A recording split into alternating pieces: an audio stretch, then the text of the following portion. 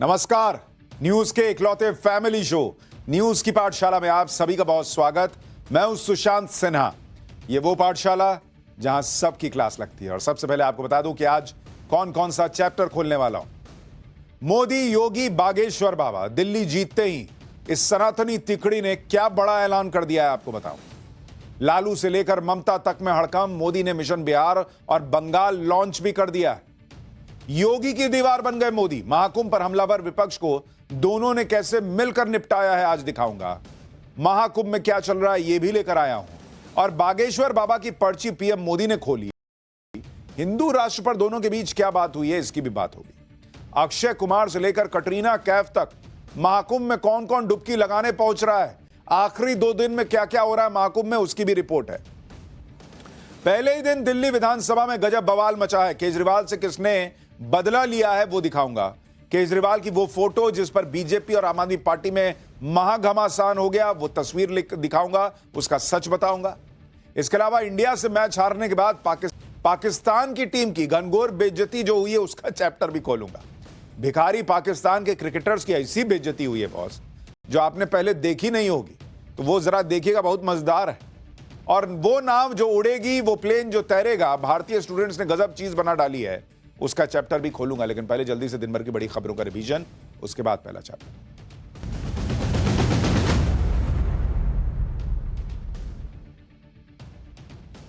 उत्तर प्रदेश विधानसभा budget सत्र के दौरान जमकर हंगामा देखने को मिला।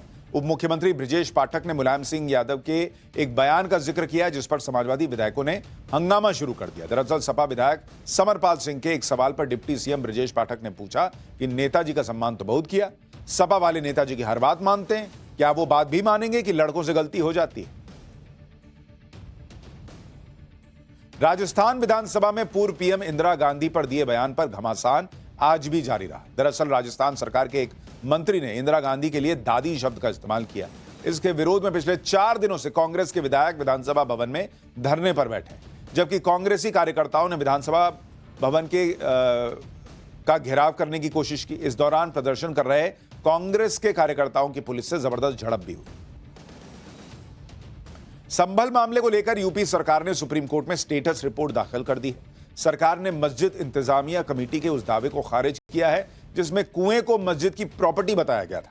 यूपी सरकार ने साफ कह दिया है कि संभल का कुआं ही नहीं बल्कि शाही जामा मस्जिद भी सरकारी जमीन पर बनी हुई है। स्टेटस रिपोर्ट में यूपी सरकार ने यह भी बताया कि खुद मस्जिद कमेटी ने गलत फोटो पेश करके कोर्ट को गुमराह करने की कोशिश की है। तेलंगाना की टनल में फंसे 8 लोगों को बचाने के लिए रेस्क्यू ऑपरेशन जारी है। पिछले 3 दिनों से चल रहे रेस्क्यू ऑपरेशन में अब रैट माइनर्स की टीम भी शामिल हो चुकी है। रैट माइनर्स की यह टीम 2023 में उत्तराखंड की सिलक्यारा टनल में फंसे सभी 41 लोगों को सुरक्षित बचा चुकी है। इसके लिए एनडीआरएफ और एसडीआरएफ की टीमें भी रेस्क्यू ऑपरेशन में जुटी हुई। बांग्लादेश के एयरफोर्स बेस पर बड़ा हमला हुआ है। उपद्रवियों के इस हमले में एक शख्स की मौत हो गई जबकि कई लोगों के घायल होने की खबर है। एयरबेस पर हुए हमले के बाद बांग्लादेश की सेना ने मोर्चा संभाल लिया। मोहम्मद यूनुस के सत्ता संभालने के बाद यह सेना के किसी ठिकाने पर हमले का पहला मामला है। इसके बाद बांग्लादेश में एक बार फिर तनाव बढ़ने की आशंका जताई जा रही है।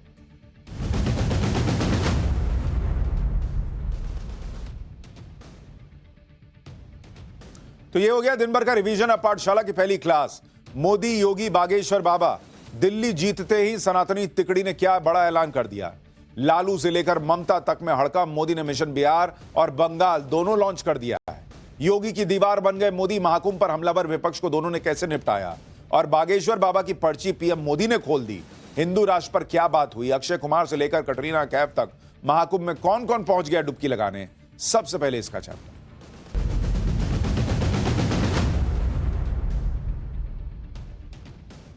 बीते 10 साल में प्रधानमंत्री मोदी ने सिर्फ चुनाव ही नहीं जीते हैं बॉस, बल्कि देश की नींव भी मजबूत की है और सनातन का गौरव भी फिर से स्थापित किया है।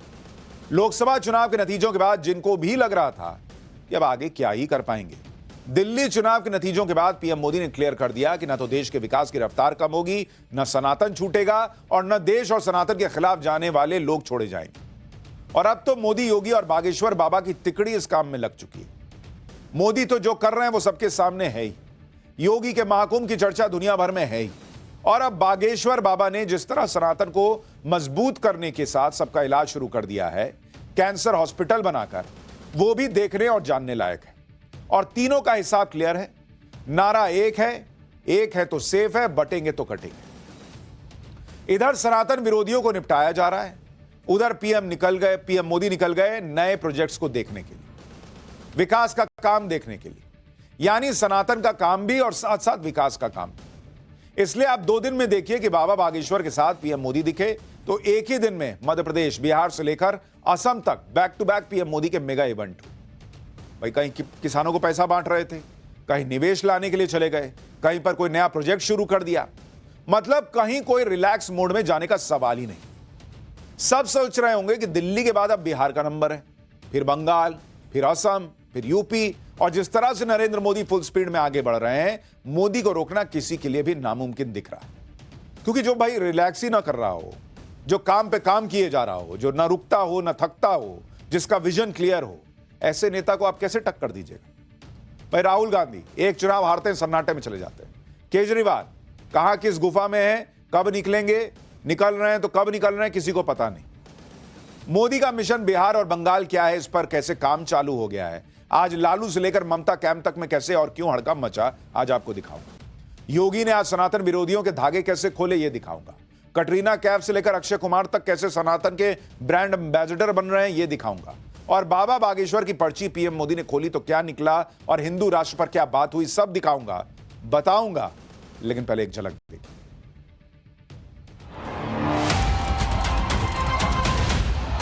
ये जंगल राज वाले महाकुंभ को ही गाली दे रहे हैं। भारतीय जनता पार्टी ने सबसे ज्यादा धर्म को ठेस पहुंचाई है। हमने आपकी तरह आस्था के साथ खिलवाड़ नहीं किया। एकता का महाकुंभ है और आप ऐसे ही सत्ता में रहें ताकि भारत ऐसे ही विकास करता रहे।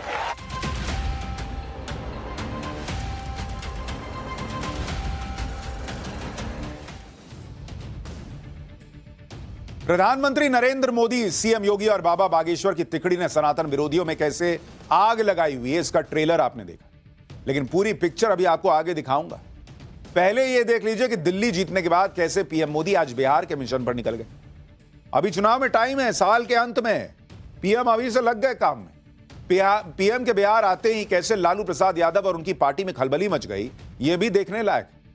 आज प्रधानमंत्री मोदी बिहार के भागलपुर चले गए। उन्होंने किसान सम्मान निधि की 19वीं किश्त जारी कर दी।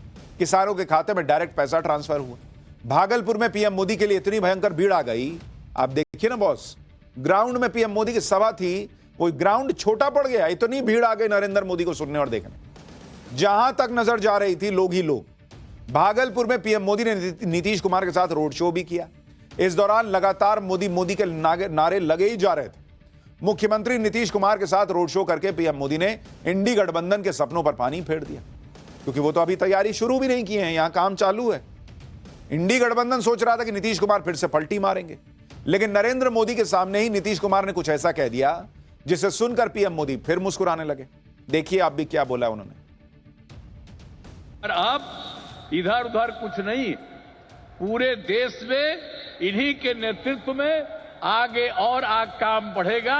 और इतना हम आपको बता देते हैं कि हम लोग मिल करके उनके नेतृत्व में ही, और जिस तरह से बिहार का भी काम हम लोग कर रहे हैं, तो इसलिए अगली बार जो होने वाला है तो उसमें भी आप लोगों से यही उम्मीद करते हैं कि जैसे पहले किए थे फिर पूरे पैमाने पर सहयोग दीजिए, ताकि उनके चलते और हम लोगों के सहयोग के चलते काफी विकास होगा।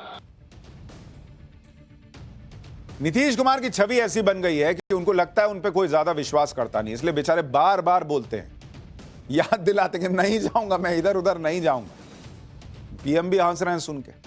एक तरफ तो नीतीश कुमार एक तरह से कान पकड़ रहे हैं कि अब नहीं जाऊंगा कहीं, मोदी के साथ ही रहूंगा। दूसरी तरफ नरेंद्र मोदी भी संकेत दे रहे हैं कि वो नीतीश कुमार को बिहार का शिंदे नहीं बनने देंगे। मतलब जैसे महाराष्ट्र में चुनाव के बाद शिंदे की सीएम की कुर्सी चली गई क्योंकि बीजेपी को जबरदस्त बहुमत आया, वैसा बिहार में होना मुश्किल है। बिहार में नरेंद्र मोदी और नीतीश कुमार की जोड़ी है और यह जोड़ी बनी रहेगी। आज खुद पीएम मोदी ने नीतीश कुमार को लाडला बता दिया। एक तरफ नीतीश को लाडला बताया तो दूसरी तरफ जंगल राज की बात करके लालू प्रसाद की पार्टी को भी उधेड़ दिया। यानी उन्होंने ये कह दिया कि भाई बिहार में नीतीश कुमार बड़े भाई की भूमिका में रहे हमेशा। भाई शिंदे तो उस वक्त बन गए सीएम, लेकिन बीजेपी बड़े भाई की भूमिका में हमेशा महाराष्ट्र में रही थी। तो जब जीती सीटें तो उसने शिंदे को हटना पड़ा, लेकिन नीतीश कुमार के साथ ऐसा नहीं होगा, यह आज पीएम मोदी ने संकेत दे दिया। सुनिए एक बार। बिहार के लोकप्रिय एवं बिहार के विकास के लिए समर्पित हमारे लाडले मुख्यमंत्री नीतीश कुमार जी, बिहार के लोकप्रिय एवं बिहार के विकास के लिए समर्पित हमारे लाडले मुख्यमंत्री नीतीश कुमार जी गांव-गांव से श्रद्धालु एकता के इस महाकुंभ होकर आ रहे हैं। लेकिन ये जंगल राज वाले महाकुंभ को ही गाली दे रहे हैं। महाकुंभ को लेकर भद्दी भद्दी बातें कर रहे हैं। राम मंदिर से चिढ़ने वाले लोग महाकुंभ को भी कोसने का कोई मौका नहीं छोड़ रहे हैं। मैं जानता हूं महाकुंभ को गाली देने वाले ऐसे लोगों को बिहार कभी भी माफ नहीं करेगा। प्रधानमंत्री मोदी के बिहार दौरे से लालू यादव और कांग्रेस दोनों की नींद उड़ गई। महागठबंधन वालों को लग रहा है कि पीएम मोदी बिहार में उनका गेम बिगाड़ देंगे और इसलिए पीएम मोदी के दौरे पर हमले हो रहे हैं। लालू यादव और तेजस्वी यादव किस तरह से अग्रेसिव हो गए, किस तरह से बातें कर रहे हैं, क्या कह रहे हैं। भाई ट्वीट भी हो रहा है, बयान भी हो रहा है। प्रधानमंत्री आज बिहार में इसलिए हैं, बिहार में झूठ और जुमलों की बरसात होगी, ये लालू यादव के ट्विटर अकाउंट से ट्वीट हो रहा है। इस तरह की बातें की जा रही। तो ये अपने आप में आपको देखना चाहिए कि क्या अभी भाई आप तैयारी नहीं कर रहे हैं, दूसरा आदमी कर रहा है, तो उसको लेकर वहां पे अभी से जो है स्थिति गड़बड़ा गई है। तेजस्वी यादव पीएम मोदी पर अटैक कर रहे हैं कि चुनाव का टाइम आ गया है तो बिहार याद आ रहा है। लेकिन सच यह है कि चुनाव तो 8 महीने बाद होने हैं। अगर चुनाव के लिए करना ही होता ये सब तो उसी टाइम पर घोषणाएं होती, लेकिन घोषणा इस बजट में ही हो गई थी जब बिहार के लिए मखाना बोर्ड बनाने का ऐलान हुआ था। और सिर्फ घोषणाएं नहीं हो रही हैं, काम भी हो रहा है, खासतौर पर बिहार के मखाने को लेकर, क्योंकि देश का 90% मखाना बिहार में होता है। बिहार से देश में ही नहीं दुनिया भर में मखाना जाता है। अमेरिका, यूरोप, ऑस्ट्रेलिया, जापान, हर जगह बिहार का मखाना जाता है। बिहार में मिथिला के इलाके में खासतौर पर मखाना होता है। मधुबनी, सहरसा, सुपौल, दरभंगा जैसे जिलों में मखाने की खेती होती है। आज जब पीएम मोदी भागलपुर गए तो उनका स्वागत भी मखानों की माला से किया गया। पीएम मोदी ने बिहार के मखाने पर कहा कि साल में 300 दिन वो खुद मखाना खाते हैं और बिहार के मखाने को दुनिया भर में पहुंचाना है। एक बार सुनिए पीएम मोदी। मखाना आज देश के शहरों में सुबह के नाश्ते का प्रमुख अंग हो चुका है। मैं भी 365 दिन में से 300 दिन तो ऐसे होंगे कि मैं मखाना जरूर खाता हूं। ये एक सुपर फूड है जिसे अब दुनिया के बाजारों तक पहुंचाना है। इसलिए इस वर्ष के बजट में मखाना किसानों के लिए मखाना बोर्ड बनाने का ऐलान किया गया है। सिर्फ बिहार के मखाने की बात नहीं है, एक ही दिन में पीएम मोदी ने बिहार के विकास के लिए क्या क्या किया और कौन कौन से प्रोजेक्ट शुरू किए वो भी देखिए। 9 करोड़ से ज्यादा किसानों को 22,000 करोड़ रुपए की राशि दी गई। राष्ट्रीय गोकुल मिशन के तहत उत्कृष्टता केंद्र का उद्घाटन हुआ। बरौनी में दुग्ध उत्पादन संयंत्र का उद्घाटन किया गया। 526 करोड़ की कई रेल परियोजनाओं का उद्घाटन हुआ। पीएम मोदी जब विकास की बात करते हैं तो उसमें चुनावी फायदा नहीं देखते। बिहार में किसान सम्मान निधि और दूसरी परियोजनाओं की शुरुआत पीएम मोदी ने की, जबकि उससे पहले आज ही भोपाल में ग्लोबल इन्वेस्टर समिट का भी उद्घाटन किया। मध्य प्रदेश में यह इन्वेस्टर समिट लार्ज स्केल पर आयोजित हो रहा है। भोपाल के इस इवेंट में एक और गजब की बात हुई। दरअसल पीएम मोदी इस इवेंट में देरी से पहुंचे और इसके लिए प्रधानमंत्री मोदी ने लोगों से माफी भी मांगी। उसके बाद पीएम मोदी ने बताया कि वो जानबूझकर देर से आए। सब हैरान रह गए कि पीएम जानबूझकर देर से आए। एक होता है कि भाई देरी हो गई, वो कह रहे मैं जानबूझ के देर से आया। लेकिन जानबूझ के क्यों देर से आए जब पीएम ने इसकी वजह बताई तो लोग सुन के दंग रह गए। आप भी सुनिए। मुझे यहां आने में विलंब हुआ, इसके लिए आप सबकी क्षमा चाहता हूं। विलंब इसलिए हुआ क्योंकि कल जब मैं यहां पहुंचा तो एक बात ध्यान में आई कि आज 10वीं और 12वीं के छात्रों की एग्जाम है और उसका समय और मेरा राजभवन से निकलने का समय क्लैश हो रहा था और उसके कारण संभावना थी कि सिक्योरिटी के कारण अगर रास्ते बंद हो जाए तो बच्चों को एग्जाम देने के लिए जाने में कठिनाई हो जाए और ये कठिनाई न हो, बच्चे सब एक बार अपने एग्जामिनेशन सेंटर पर पहुंच जाए, उसके बाद ही मैं राजभवन से निकलूं, ऐसा मैंने सोचा। उसके कारण मैंने निकलने में ही 15-20 मिनट लेट कर दिया। आप सोचिए बॉस कि प्रधानमंत्री मोदी किस लेवल पर जाकर सोचते हैं कि बच्चे एग्जाम सेंटर में लेट ना हो जाएं। कोई कहीं मेरे रूट लगता है भाई, प्राइम मिनिस्टर निकलते हैं तो उस ट्रैफिक में ना फंस जाए, किसी का रास्ता ना रुके, किसी का पेपर जो है वो गड़बड़ा ना जाए। इसके लिए उन्होंने अपने निकलने का प्रोग्राम डिले कर दिया, क्योंकि पीएम कहीं निकलते तो सिक्योरिटी की वजह से रूट डाइवर्ट होते, कई रूट कुछ देर के लिए बंद हो जाते।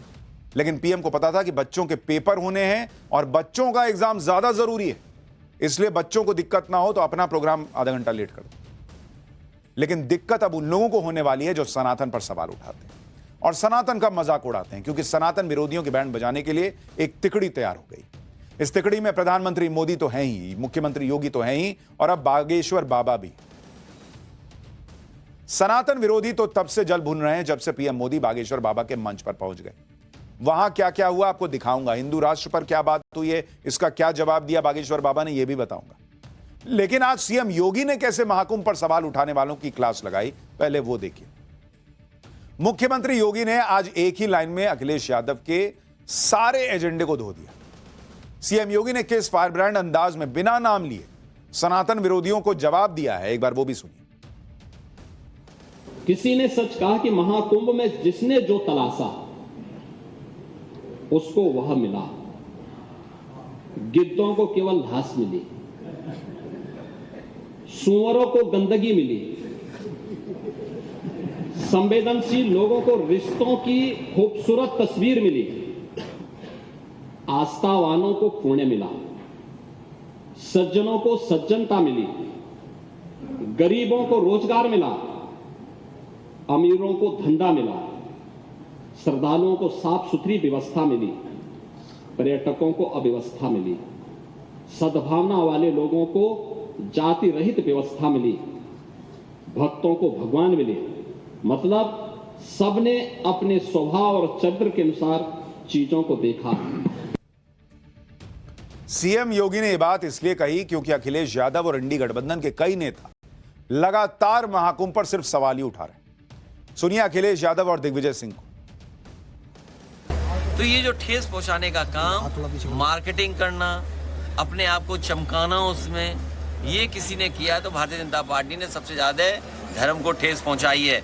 और एनजीटी और यूपी पोल्यूशन बोर्ड जैसे डबल इंजन आपस में टकरा रहे हैं, उसी तरह ये दोनों विभाग भी टकरा रहे हैं। अब तो साइंटिस्ट भी टकराने लगे हैं। तो मैं तो कहूँगा ये डबल इंजन सरकार नहीं है। जब से साइंटिस्ट एक दूसरे से टकरा रहे हैं तो ये डबल ब्लंडर वाली सरकार है। ये आरोप लगाना कि कौन किसको देश को बांट रहा है, देश को तो बांटने का अगर आप इतिहास जाएंगे तो मोहम्मद अली जिन्ना और सावरकर जी ने किया था। तो अब उस समय का जो एक समय की घटना थी वो अपने आप में आपके सामने है और ये इतिहास है। इसको कौन, तो उनको मोदी जी को उस इतिहास की जानकारी होना चाहिए। मुख्यमंत्री योगी आदित्यनाथ ने विधानसभा के अंदर एक ही लाइन में अखिलेश यादव को करारा जवाब दे दिया। जिसकी जैसी सोच उसको वैसा ही महाकुंभ दिखाई दिया। योगी आदित्यनाथ ने अखिलेश को महाकुंभ का असली मतलब भी समझाया। सीएम योगी ने कहा कि महाकुंभ में आने वाले लोगों में कोई भेद नहीं है, और एकता का इससे बड़ा संदेश क्या हो सकता है? एक बार सुनिए, फिर बाबा बागेश्वर और पीएम मोदी ने कैसे मिलकर सनातन विरोधियों की ठटरी बांधी, वो भी दिखाता हूं। वहां न जाति का भेद है, न क्षेत्र का भेद है, न मत और मजहब का भेद है, किसी भी प्रकार का भेदभाव नहीं किसी के प्रति, न अमीर गरीब का भेद है। सारे लोग एक घाट पर स्नान कर रहे हैं। इससे बड़ी एकात्मता का संदेश और क्या हो सकता है? इससे बड़ी एकता का संदेश और क्या हो सकता है? और यही सच्चा सनातन धर्म भी है। महाकुंभ पर सवाल उठाने वालों पर योगी इसलिए भड़क गए क्योंकि अभी महाकुंभ खत्म नहीं हुआ। महाशिवरात्रि का बड़ा स्नान होने वाला है और महाकुंभ में अभी भी लाखों लोग रोज आ रहे हैं। क्या आम क्या खास, महाकुंभ में सनातनी एकता के सामने हर कोई नतमस्तक है।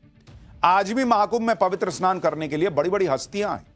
बॉलीवुड सुपरस्टार अक्षय कुमार से लेकर कटरीना कैफ तक ने आज संगम में डुबकी लगाई और सनातन के महाकुंभ का दिव्य अनुभव प्राप्त किया। आप देखिए ना भाई, कटरीना कैफ नहा रही हैं, वहां अक्षय कुमार पहुंचे हुए हैं।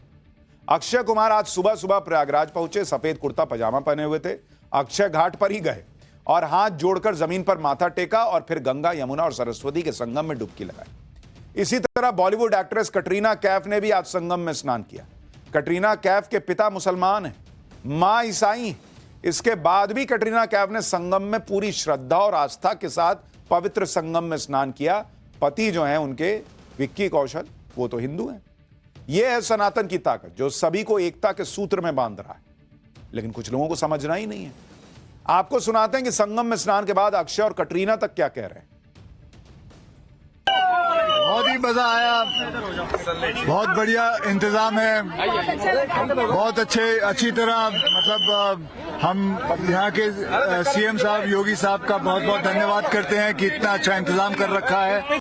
मतलब मैं बहुत फॉर्चुनेट हूँ that I could come here at this time. मैं बहुत खुश हूँ. I'm very grateful that I'm able to be here. It's such a beautiful place. मैं स्वामी जी के साथ हूँ इस वक्त और I'm chatting with him and taking his blessings. So I'm very grateful and happy to be here. So I've just landed, so I'm just starting my experience and I'm really looking forward to it. But यहाँ की जो energy है और the beauty and the significance of everything and यानी आप हिंदू हैं, मुसलमान हैं, सिख हैं, ईसाई हैं, फर्क नहीं पड़ता। जो महाकुंभ पहुंच रहा है वो कह रहा है बॉस कि गजब, यहां एक तो लोगों की यूनिटी दिख रही है, गजब सनातन की ताकत दिख रही है, सनातन के प्रति समर्पण दिख रहा है और एक एनर्जी फील हो रही है। लेकिन कुछ लोगों को यही एकता सनातनियों की पसंद नहीं आ रही। तो ये दिक्कत है, वो दिक्कत है, ऐसे कैसे हो गया, वैसे कैसे हो गया, इसी में लगे हुए हैं। निकाल दिए पूरा महाकुंभ, इसी में निकाल दिए। 60 करोड़ से ज्यादा लोग डुबकी लगा लिए, लेकिन कुछ लोग अभी भी उसी में घुसे हुए हैं। ये कैसे हो गया, वो कैसे नहीं हुआ। महाराष्ट्र के डिप्टी सीएम एकनाथ शिंदे ने भी आज महाकुंभ पहुंचकर पवित्र संगम में डुबकी लगाई। एकनाथ शिंदे अपने परिवार के साथ प्रयागराज पहुंचे, संगम में स्नान किया। यानी हर कोई चाहता है कि वो एक बार महाकुंभ आकर संगम स्नान कर ले। और जो लोग पहले महाकुंभ की इंपॉर्टेंस को कम करके आंक रहे थे, वो भी आस्था के आगे नतमस्तक हो रहे। बॉलीवुड के प्रसिद्ध डायरेक्टर शेखर कपूर ने महाकुंभ पर कहा कि पहले लगा कि महाकुंभ सिर्फ फोटो सेशन का बड़ा मौका बनता जा रहा है, लेकिन अब यह एहसास हो रहा है कि लगभग हर कोई महाकुंभ जाने की इच्छा महसूस कर रहा है। क्या इस साल कुछ खास होने वाला है? महाकुंभ पर जो लोग राजनीति कर रहे हैं या महाकुंभ के महत्व को कम कर रहे हैं और सनातन की ताकत, हिंदू एकता की ताकत जिनसे देखी नहीं जा रही, उन सब की क्लास पीएम मोदी ने लगाई। नरेंद्र मोदी ने साफ साफ कहा कि कुछ नेता सनातन का मजाक बना रहे, हिंदुओं को तोड़ने में जुटे हैं, लेकिन महाकुंभ से एकता का जो भाव निकला है उसके आगे ये सारी कोशिशें बेकार हो जाएंगी। एक बार प्रधानमंत्री को सुनिए। इन नेताओं का एक वर्ग ऐसा है जो धर्म का मखौल उड़ाता है, उपहास उड़ाता है, लोगों को तोड़ने में जुटा है। और बहुत बार विदेशी ताकतें भी इन लोगों का साथ देकर देश और धर्म को कमजोर करने की कोशिश करती दिखती है। हिंदू आस्था से नफरत करने वाले ये लोग सदियों से किसी न किसी भेष में रहते रहे हैं। अगर इस महाकुंभ की तरफ नजर करें तो सहज भाव उड़ जाता है, ये एकता का महाकुंभ है। आने वाली सदियों तक 144 वर्ष के बाद हुआ ये महाकुंभ एकता के महाकुंभ के रूप से प्रेरणा देता रहेगा और देश की एकता को मजबूती देने का अमृत परोसता रहेगा। प्रधानमंत्री बड़ी बात कह रहे हैं, एक है तो सेफ हैं, ये तो वो कह चुके, लेकिन एकजुट करने का इससे बड़ा पर्व नहीं हो सकता था जो महाकुंभ में देखने को मिल रहा है। भाई लोग स्नान कर रहे हैं, किसी को फर्क नहीं पड़ रहा कि मेरे बगल वाला जो है वो करोड़पति है कि नहीं है या गरीब है। किसी को फर्क नहीं पड़ रहा कि मेरे बगल वाला जो साथ में नहा रहा है या नहा रही है वो कौन सी जाति से है, वो कौन से धर्म से। इससे बड़ी मिसाल क्या हो सकती है एकता की। और पीएम मोदी ने यह बात समझाई लोगों को कि बॉस समझिए ये एकता का महाकुंभ है और इसीलिए कुछ लोगों को दिक्कत है। पीएम मोदी ने बात बाबा बागेश्वर के मंच से कही। दरअसल बागेश्वर बाबा भी पीएम मोदी के उस विजन से प्रभावित हैं जिसमें विकास और सनातन का गठजोड़ है। बागेश्वर बाबा भी सनातन की गाथा गाते हुए लोगों की सेवा कर रहे हैं। धीरेन्द्र कृष्ण शास्त्री बागेश्वर धाम में कैंसर हॉस्पिटल बनवा रहे हैं, जिसके लिए शिलान्यास के लिए खुद पीएम मोदी बागेश्वर धाम गए।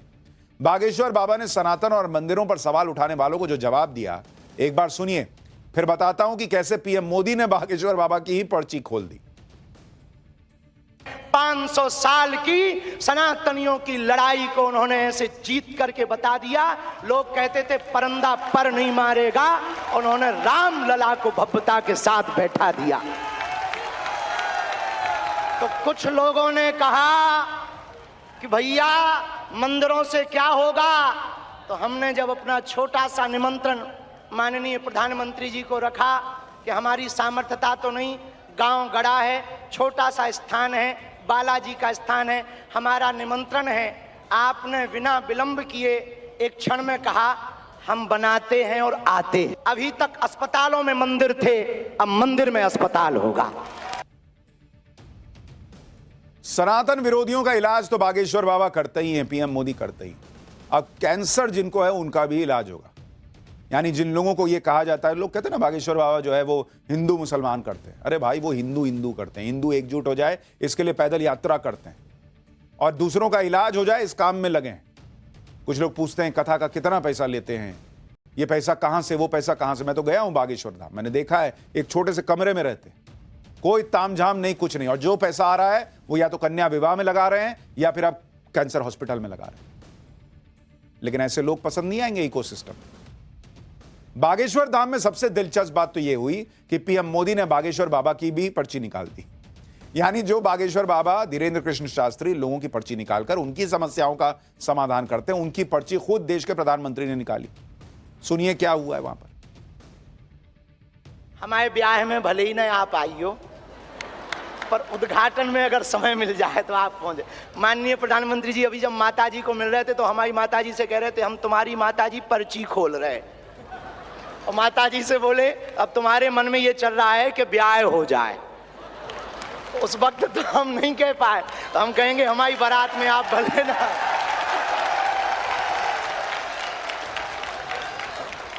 और आज मैं हनुमान दादा के चरणों में आया तो मुझे लगा क्या ये धीरेन्द्र शास्त्री अकेले ही पर्ची निकालेंगे कि मैं निकाल पाऊंगा। तो मैंने देखा कि आज हनुमान दादा की मुझ पे कृपा होती है कि नहीं होती है। तो हनुमान दादा जी ने मुझे आशीर्वाद दिया और मैंने आज पहली पर्ची निकाली, उनकी माताजी की पर्ची निकाली, और जिसकी बात शास्त्री जी ने बता दी आपको। और आपने कहा है कि इसके उद्घाटन के लिए मैं आऊं, दूसरा कहा है कि उनकी बारात में मैं आऊं।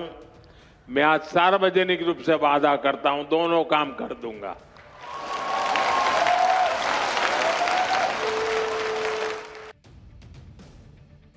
यानी हॉस्पिटल के उद्घाटन में भी आएंगे पीएम मोदी और बागेश्वर बाबा की बारात में भी जाएंगे। कह दिए खुल्लम खुल्ला सबके सामने कि आऊंगा भाई, क्योंकि उनको दिख रहा है ना कि बागेश्वर बाबा हिंदू एकता के लिए क्या कर रहे हैं, सनातनियों को कैसे जोड़ रहे हैं। जात पात छोड़ो भाई, एक हो जाओ, हिंदू हो जाओ, ये लोगों को सिखा रहे हैं। ये देश की सेवा नहीं है तो और क्या है। प्रधानमंत्री मोदी और बागेश्वर बाबा के बीच कई मुद्दों पर बातचीत भी हुई। इस बातचीत के बाद बागेश्वर बाबा से पूछा गया कि क्या आप लोग हिंदू राष्ट्र पर भी कोई बात किए हैं, तो बाबा हिंदू राष्ट्र की बात तो अक्सर करते हैं। पीएम मोदी से इस पर कोई बात हुई नहीं हुई, क्या जवाब दिया सुनिए। आप हमेशा बात करते हो हिंदू राष्ट्र की, क्या प्रधानमंत्री जी से भी इस विषय में कोई चर्चा हुई? हिंदू राष्ट्र की कोई चर्चा हमने हुई क्या? अक्सर एक बात पहले भी बोली और हमने यही बोला है कि हमें हिंदू राष्ट्र कागज पे नहीं, लोगों के दिलों पे चाहिए।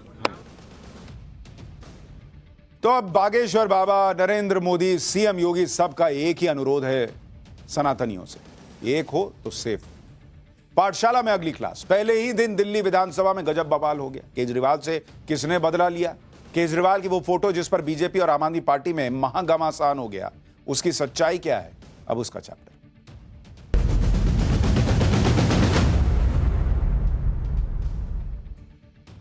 भाई एक टाइम था जब दिल्ली में अरविंद केजरीवाल का एक छत्र राज हुआ करता था।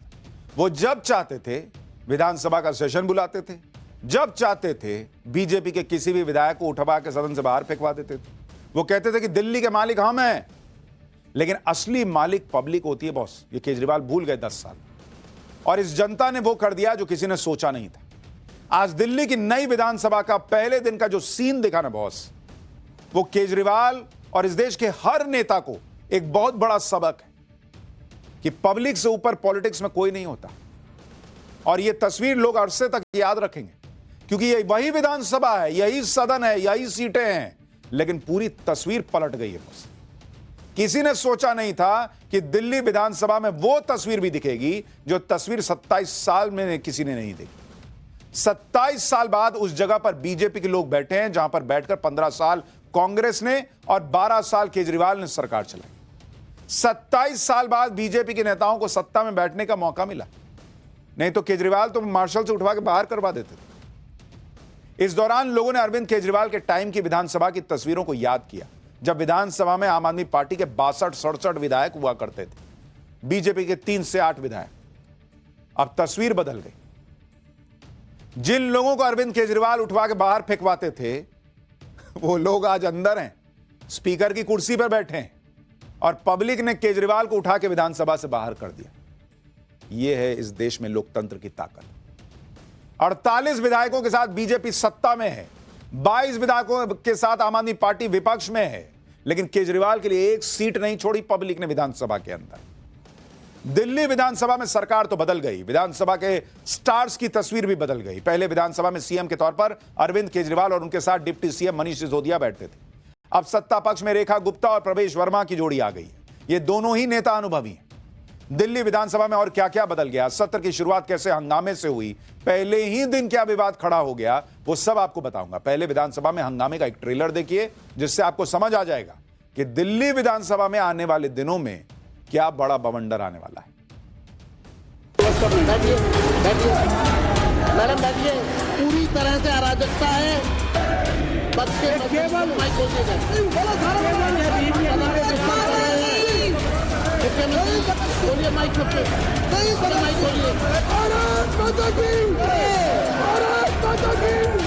भारतीय जनता पार्टी की दलित विरोधी मानसिकता है, सिख विरोधी मानसिकता है।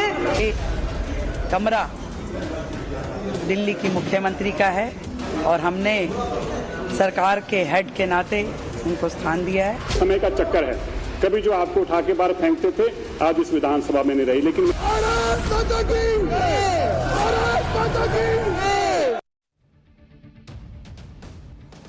समय सबसे बलवान होता है बॉस। वक्त कभी एक सा नहीं होता और वक्त सबका आता है। अपना टाइम आएगा, बीजेपी वाले यही गाते होंगे मने मन, जब उनको बाहर उठा के फेंका जाता था। दिल्ली में बीजेपी के वरिष्ठ नेता विजेंद्र गुप्ता की कहानी ही ऐसी है।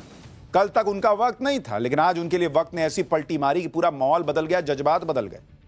सबसे बड़ा सबूत आज तब देखने को मिला जब उन्हें विधानसभा अध्यक्ष चुना गया।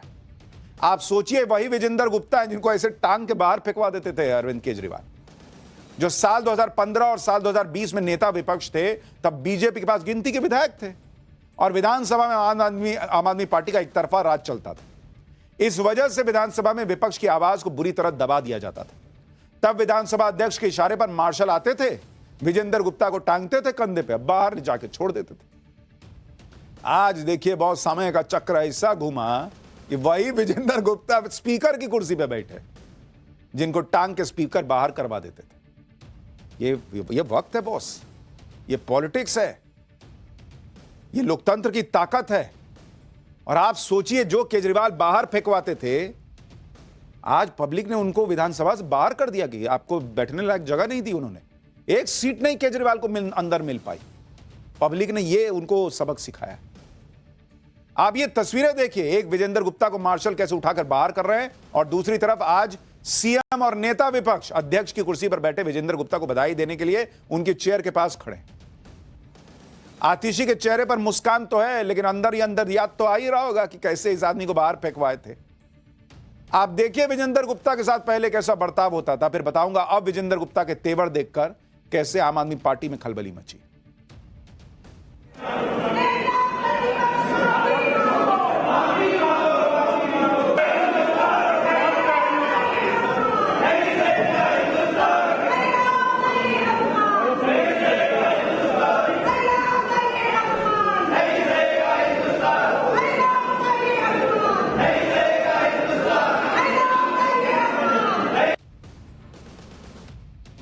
कुछ लोग शायद वो तस्वीरें भूल गए होंगे जब दिल्ली में बीजेपी विपक्ष में थी, तब बीजेपी नेताओं के साथ कैसा सलूक होता था।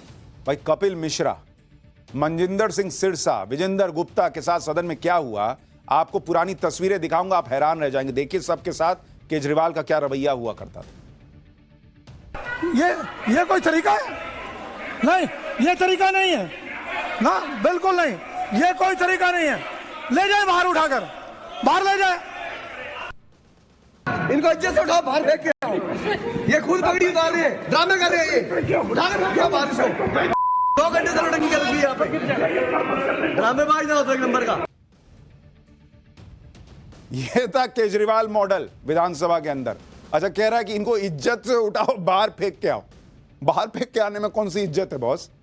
लेकिन रौला था, 60, 62, 67 विधायक आ रहे हैं, एकदम आसमान में तेवर, क्या किसी को कुछ समझ रहे हैं, जो मेरे खिलाफ बोल रहे हैं बाहर करो।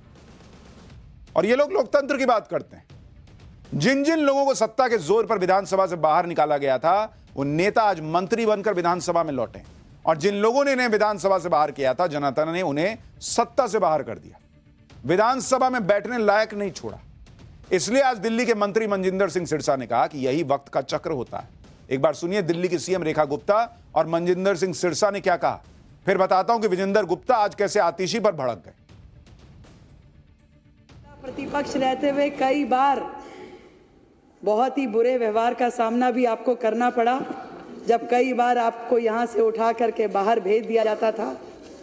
परंतु आपकी अध्यक्षता में चल रही सदन में किसी भी माननीय सदस्य के साथ ऐसी स्थिति ना आए। मुझे लगता है कि आप सबको नियमों का पालन करवाते हुए अच्छे माहौल में सदन को चलाएंगे। बहुत बुरा समय आपने देखा, लेकिन ऐसा होता है, ये समय का चक्कर है। कभी जो आपको उठा के बाहर फेंकते थे, आज इस विधानसभा में नहीं रही। समय तो बदल गया, लेकिन आम आदमी पार्टी की पॉलिटिक्स का तौर तरीका नहीं बदला। पहले ही दिन आम आदमी पार्टी ने हंगामा शुरू कर दिया। नेता विपक्ष आतिशी समेत आम आदमी पार्टी के विधायकों ने सदन में नारेबाजी शुरू कर दी। इस पर विधानसभा अध्यक्ष विजेंद्र गुप्ता भड़क गए, वो अपनी सीट से उठ गए और आम आदमी पार्टी को चेतावनी दे डाली, ये सब बर्दाश्त नहीं होगा। सुनिए विधानसभा में क्या हुआ है।